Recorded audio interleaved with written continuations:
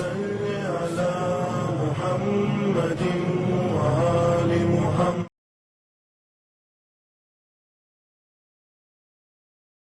औज़ुबिल्लाहि मिनश्शैतानिर्रजीम बिस्मिल्लाहिर्रहमानिर्रहीम। अस्सलातु वस्सलाम अला अशरफिल अंबियाए वल मुरसलीन व खातिमिन नबिय्यीन अबिल कासिम मोहम्मद अल्लाहुम्मा सल्लि अला मोहम्मद व आले मोहम्मद व अज्जिल फरजहुम। अस्सलाम वालेकुम व रहमतुल्लाहि व बरकातुहू। शुरू करते अल्लाह के नाम से जो मेहरबान है, बहुत ज़्यादा अपने बंदों पे रहम करने वाला है। और जैसे मैंने पहले भी आपके सामने बयान किया था कि मौलाए कायनात अमीरुल मोमिनीन हज़रत अली इब्न अबी तालिब अलैहिस्सलातु वस्सलाम ने फरमाया कि इंसान तू एक बॉडी के अंदर आलमे अकबर है, यानी तेरा एक छोटा सा बॉडी है मगर उसके अंदर इतनी कॉम्प्लेक्सिटी है और इतना परफेक्शन है अल्लाह ने जो तुझे बनाया है। It's actually amazing. जो इसको जितना हम अपने बॉडी के ऊपर रिसर्च करें, अपने आप को समझने की कोशिश करें, उतना हमारा सर सजदे में झुकता चला जाता है। और यहाँ पर मौलाए कायनात का एक और कलाम जो हम मौलाए कायनात से एक बेहतरीन दर्स लिए, मौला ने बेहतरीन एक हमको नसीहत दी। इमाम अली अलैहिस्सलाम फरमाते कि व्हेन यू ईट, जब आप खाना खाएं तो आप फॉर एग्जांपल अपने पेट के 3 हिस्से अज्यूम करें। मफ़हूम मौला की हदीस का है, अल्फाज और अंदाज मेरा है कि मौला फरमाते कि आप अज्यूम करें आपके पेट के 3 हिस्से, 1 part you keep for food, the other part for water and the third part for wind. यानी जब मैं कोई खाना खाऊं तो मैं इतना फुल होके ना खाऊं, चाहे वो सहरी हो चाहे इफ्तार हो, मैं इतना फुल होके ना खाऊं कि मुझे अजियत होने लगे, जहाँ पे मैंने पानी का हक ले लिया या मैंने विंड का स्पेस भी ऑक्यूपाई कर लिया, ये ना हो। प्रॉपर कैलकुलेशन के साथ खाए, प्रॉपर अंडरस्टैंडिंग और फोकसिंग के साथ। इसीलिए तो कहा जाता है खाना उतना ही फ़ायदा देता है जितना उसके ऊपर गौर व फिक्र के साथ और शुक्र खुदा के साथ तनावुल किया जाए, कंज्यूम किया जाए। अगर हम सोच कुछ रहे, कर कुछ रहे और हम खाते जा रहे तो ये हमको बेनिफिट नहीं देता। तो मौला ने कहा कि आपके फूड, आपका वाटर और एक एम्प्टी स्पेस आपके स्टमक में होनी चाहिए। मिसाल के तौर पे वर्ड्स को बहुत सिंपल कर रही हूँ कि अगर हम कुछ ब्लेंड करना चाहते या फॉर एग्जांपल मैं मैंगो जूस बनाना चाहती हूँ, तो जूसर के अंदर मैंने पहले सॉलिड फ्रूट को डाला, फिर उसमें मैंने वाटर को डाला या मिल्क को डाला और फिर मैंने एक थोड़ा सा हम खाली जगह छोड़ देते, क्योंकि जब हम उसको ब्लेंड करेंगे तो वो पानी और वो सॉलिड फूड आपस में प्रॉपरली ब्लेंड हो जाए, इसके लिए थोड़ा वैक्यूम, थोड़ा एम्प्टी स्पेस रिक्वायर्ड होता है। अगर मैंने ऊपर तक जग फिल कर दिया था और उसमें कोई एम्प्टी स्पेस नहीं रखा तो वो उस तरह से रिजल्ट नहीं देगा जो मैंने एक्सपेक्ट किया है। ट्रू। तो यही मौलाए कायनात बता रहे और यही अहले बैत ताहिरीन ने हमको सिखाया, चाहे वो सहरी हो या वो कोई दूसरा मील हो, यानी अपार्ट फ्रॉम माह रमजानुल मुबारक हो या सहरी हो, खाना खाने से पहले पानी पी ले। Consume water, drink water before your meals. आप पहले पानी पी ले या आप खाना खाते खाते थोड़ा पानी पी ले, मगर खाना खाने के बाद ज्यादा पानी ना पिए। इस बात को सहरी में जरूर याद रखना। जनरली हम ये देखते हैं कि सहरी करने के बाद और जैसे जैसे वक्त फजर करीब आता है तो हम पानी का इंटेक बढ़ा देते, यानी अभी मैंने फुल पेट खाया है और उसके ऊपर मैंने बहुत ज़्यादा पानी पी लिया। और आम तौर पे हमारा एक नज़रिया भी ये होता है कि मैं ज़्यादा पानी पी लूँ, जितना ज़्यादा पानी पी लूँ उतना शायद मुझे प्यास कम लगेगी और मैं दिन को खींच सकूंगी। But again this is a psychological effect कि मैं अपने आप को ये तसल्ली दे रही हूँ कि मैं थोड़ा पानी और पी लूँ ताकि मैं ज़्यादा देर मुझे प्यास का एहसास ना हो। होता है इसका ऑपोजिट कि जब मैं ज़्यादा पानी पी लेती हूँ तो फ़ौरन मुझे फ्रीक्वेंटली वॉशरूम को विज़िट करना होता है। और जब मैं फ्रीक्वेंटली वॉशरूम में जाती हूँ तो इसका नतीजा ये होगा कि मैं थोड़ा टायर्ड हो जाऊँगी या मेरी नींद डिस्टर्ब होगी और इसके नतीजे में प्यास का गलबा बढ़ेगा। तो बेहतर सॉल्यूशन और रिकमेंडेशन जो अहले बैत ताहरीन की तरफ से आया है कि आप सहरी से पहले पानी पी लें। Drink water before you start your सहूर। तो मैंने पानी पी लेना है, उसके बाद हम थोड़ा-सा खा लें और खाने के बाद जैसे अगर हम चाहते हैं कि और हमको पानी पीना है तो डेफ़िनिटली आप पिए मगर उतना टाइम स्पेस रखें। यानी सहरी के फ़ौरन बाद रोज़ा बंद करते वक़्त पानी ना पिएँ, बल्कि सहरी करने के बाद 15 मिनट्स जितना हमारे पास टाइम हो कि जिसमें हम वाटर कंज़्यूम कर सकते हैं या लिक्विड कंज़्यूम कर सकते हैं। एंड सहरी फुल करनी है मगर इतना फुल भी नहीं करना कि वो विंड का स्पेस ऑक्यूपाई हो जाए। यानी थोड़ा-सा पानी पीने के बाद जनरली सहरी में खाया तो कम जाता है। लेकिन और बाज़ लोग सहरी स्किप भी कर देते, लेकिन पानी बहुत ज़्यादा पी लेते और ये वो विंड के स्पेस को ऑक्यूपाई कर लेता है जिसके बाद मुस्तहबात तो छोड़े हमको कभी-कभी वाजिब नमाज़ भी हमसे नहीं पढ़ी जाती और हम पेट पकड़ के बैठे कि इतना पानी पी लिया कि नॉशिएटेड फ़ील हो रहा है, उठा नहीं जा रहा है, पेट में दर्द हो रहा है, टाइट फ़ील हो रहा है क्योंकि वाटर इंटेक थोड़ा एक्सेस हो जाता है। इस बात पे ख़्याल रखें कि हमको पानी का रिक्वायरमेंट बॉडी का पूरा करना है। यानी मुझे इफ्तार से सहरी में मेरे वाटर का रिक्वायरमेंट पूरा करना है, ना कि मुझे एक साथ 2 लीटर पानी पीना है, ट्रू? तो इफ्तार से सहरी में आप थोड़ा करके वाटर रिक्वायरमेंट को कंप्लीट करें। उसके अलावा सहरी में एक और काम ये करें कि आपकी सहरी के अंदर जो डाइट है, उसमें आप कार्बोहाइड्रेट्स को इंक्लूड करें। जनरली हम कॉम्प्लेक्स कार्बोहाइड्रेट्स को इफ्तार में लेते हैं। मगर होना ये चाहिए आइडियली कि कॉम्प्लेक्स कार्बोहाइड्रेट्स हम सहरी में लें और सिंपल कार्ब्स को हम इफ्तार में तनावुल करें। Now what is this complex carbohydrate? जब हम खाना खाते हैं या व्हाट इज कार्बोहाइड्रेट पहले ये देखें कि जब हम खाना खाते हैं तो हमारे बॉडी के अंदर कोई भी ग़िज़ा नॉर्मली जब हमने फ्रूट लिया या हमने एप्पल लिया, हमने कोई रोटी खा ली, तो हमारे ग़िज़ा से हमको फैट्स मिलते हैं, प्रोटीन मिलता है, कार्बोहाइड्रेट्स मिलते हैं।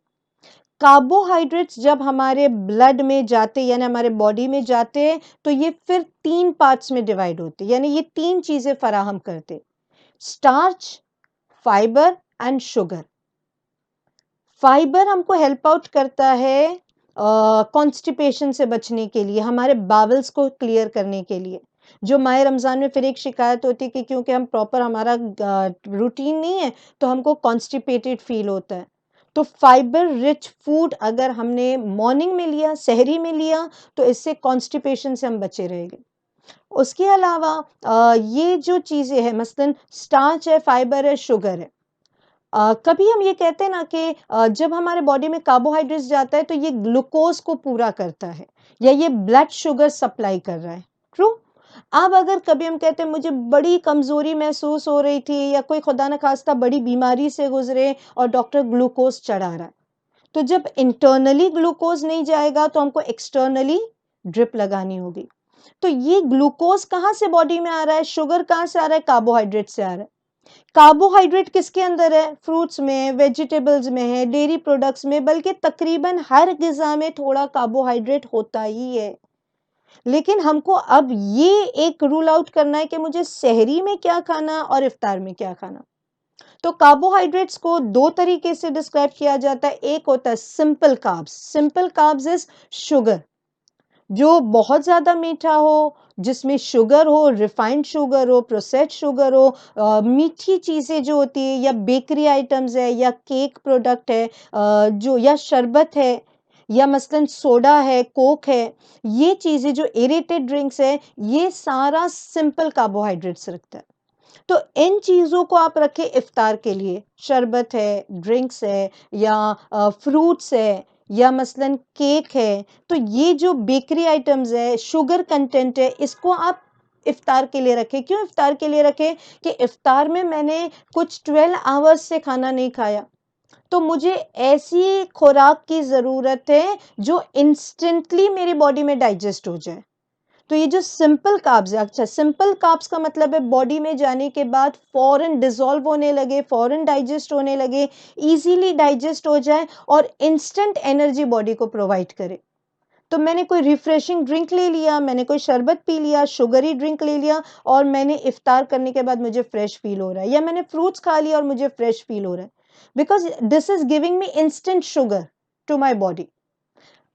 अब सहरी में अगर मैंने ये चीज़ें खा ली, तो ये मुझे उस वक़्त तो फ्रेश रखेगा, मगर 4 से 6 घंटों के अंदर मुझे भूख का एहसास होगा, क्योंकि वो चीज़ें जल्दी से एब्ज़ॉर्ब हो गई है, डाइजेस्ट हो गई है, शुगर अब ब्लड में चला गया है। तो अब मुझे फ़ौरन फिर से एहसास हो रहा है भूख लगने का कि नहीं, नाउ आई एम नो मुझे थोड़ा एम्प्टीनेस फ़ील हो रहा है। लेकिन अगर इसकी बनिस्बत मैंने कॉम्प्लेक्स कार्ब वो चीज़ है जिसको डाइजेस्ट होने में टाइम लगता है, थोड़ा वक़्त लगता है, ये धीरे-धीरे बॉडी में डाइजेस्ट होता है। तो अगर ये वक़्त लगेगा, तो यहाँ पे एक काम मेरा ये हो जाएगा कि मुझे आराम से 8 घंटों तक भूख नहीं लगेगी। अगर फिर भी मुझे भूख और कमज़ोरी का एहसास होता है, तो 2 रीज़न्स हो सकते। पहला रीज़न या तो समर सीज़न है और मैं बहुत ज़्यादा हार्ड वर्क कर रही हूँ, मेरा चलना, मेरा दौड़ना बहुत ज़्यादा है, धूप में है, तो मुझे एहसास हो सकता है कि मैंने फुल सहरी के बाद भी मुझे कमज़ोरी और भूख का एहसास हो रहा है। सेकंड रीज़न ये हो सकता है कि इट्स समवेयर हियर, यानी मुझे भूख लगी नहीं है, बट साइकोलॉजिकली मेरा ब्रेन ये मैसेज दे रहा है कि अरे मैंने इतने घंटों से खाना नहीं खाया।